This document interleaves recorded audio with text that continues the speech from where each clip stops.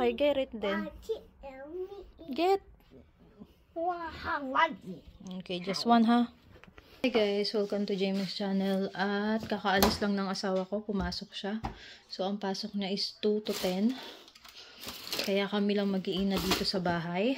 Ngayon ay habang tulog ang baby, gagawa ako ng peanut butter jelly sandwich kasi hihingi panigurado yung dalawang bata para iaabot ko na lang sa kanila. Kakatapos lang namin magtanghalian ng 1 hour ago. So, ngayon, ihahanda ko naman kanilang hapunan or merienda mamaya kasi paniguradong hindi naman sila kakain ng kung anong ihahanda ko sa sarili ko. Kaya gagawa ko na lang sila ng sandwich. Gamit ko pala phone ko sa pagbablog. And ano to? Bakit may ganito? Parang may sira siya. Hindi naman siguro. Sandwich for them. Bale, ang gagamitin ko na gagawa ako ng peanut butter jelly. Gagamitin ko ng peanut butter. Tapos yung jelly, naubusan na kami ng strawberry. Gagamitin ko ice mangrove preserve. Ayan. Maarte kasi, lalo na itong panganay ko, maarte siya pagdating sa peanut butter jelly sandwich. Gusto niya. Ay, bango. Sarap.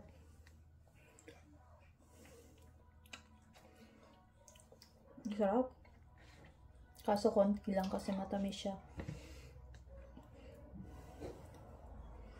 Gusto nitong panganay ko, yung 3 years old ko, yung sandwich niya is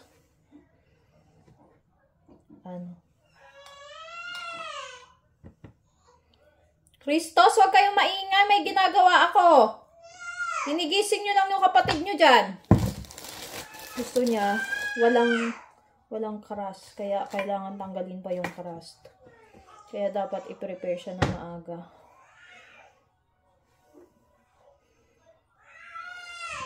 Umiiyak na yung kapatid nila, nagigising kasi sa ingay nila. Grabe itong mga batang to. Nag-aaway lang. Ang pangalawa ko kasi, mahilig siya mang-agaw ng pagkain. Kahit may pagkain siya, pag nakita niyang iba yung sa kuya niya, o kaya naubusan ka niya, gusto niya agawin. Sabi ko sa kuya, wag siyang papayag na binubuli siya. Kasi pangit kasi yung ugaling ganyan. Ha? Ano yon?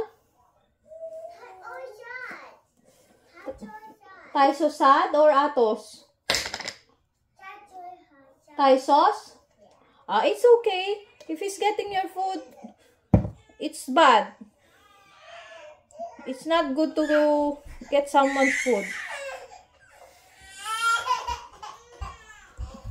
Taisos, kinuha mo yung... Huh? No, he still have his juice, right? Remember? Where's the other juice he have?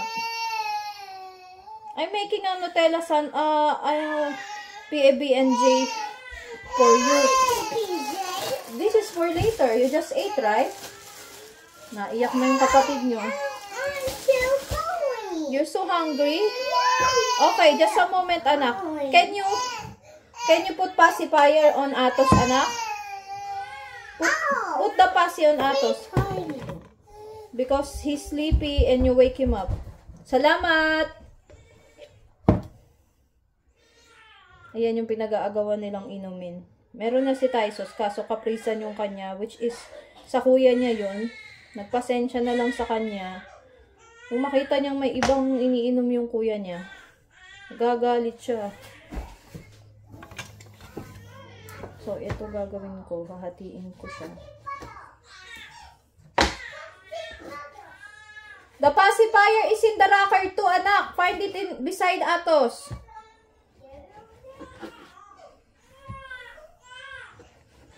Sa tabi ni Atos, nak, yung pacifier. It's near Atos too. It's in the rocker. Mommy, come. Just a moment. I'm almost done here. Mommy, I'm not welcome. Just a moment. I'm almost done.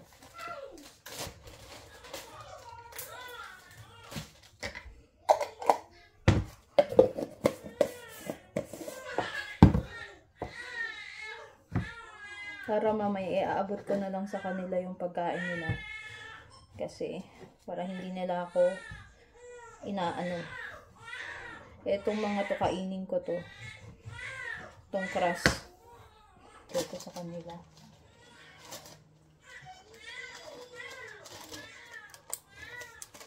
Ayan. Tapos, ayan. Yan yung tira, kakainin ko siya mamaya. So, ngayon nga guys, nagpapadede ako ng anak ko at nag-aaway na naman yung dalawa kong anak sa may sala. Nandito ako sa kwarto. Nasa rocker kanina tong baby.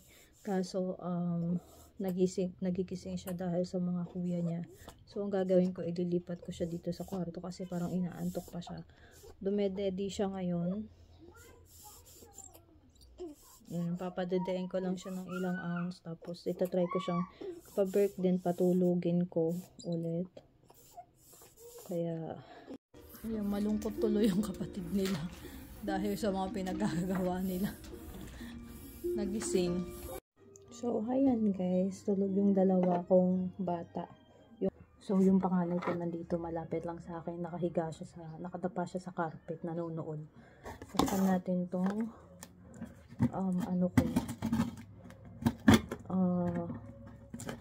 order. In-order ko siya sa Amazon. Lang siya na-deliver. Parang 2 days siya bago na-deliver. So, open ko siya. Nail cutter lang guys yung pinamumukas ko. Well, hindi ako dito sa salamin ko. Parang lagi siya nababagsak. Wala kasi akong ilong. Meron namang ilong. May bridge naman yung ilong. Kaso, ewan ko, parang hindi sukat sa akin yung ano. Ayaw kasi talaga ng salamin na may ganito, oh. Kaso, ito yung pinakamura. Kaya, itong binili ko. Wala akong pambili ng original na iPhone 10. Yung niregalo sa akin na iPad ng mother-in-law ko, binalan ko siya ng pen. Kasi na-try ko siyang gamitin sa notepad. Hindi talaga ako takey masyado guys. Hindi ako yung itatype ko siya. Yung pag gumagawa ko ng deals kasi nagpupupon ako. So, mas gusto ko yung sinusulat ko. Mas naiintindihan ko siya. Kaysa yung pa-type. Tsaka parang mas madali sa akin. So, ito buksan natin. Tapos itatry ko siyang i-connect dun sa iPad. Habang tulog pa yung isa kong anak kasi ang magulo talaga yung pangalawa ko. Mabait naman siya. Kaso, ewan ko masyado siyang gusto niya ng pansin. Gusto niya ng atensyon. Middle child kasi. Kaya parang kinukulang lagi ng atensyon. So, kukunin ko yung iPad. So, ito yung iPad. Ito yung iPad ko. Ngayon, basta natin. I-try natin i-connect. Sana madali lang siyang i-connect. Hindi siya hanggang here. Kaya may user manual siya. Apple Pencil. So, here.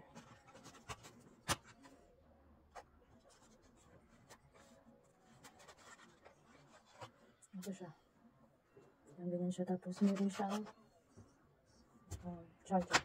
Tapos, meron siyang pang yung pang lagay dito sa ano. Tapos, try natin. I-try natin yung setting. Yung Apple Pencil. Kailangan, paano ba siya yan? Sana hindi na siya kailangan.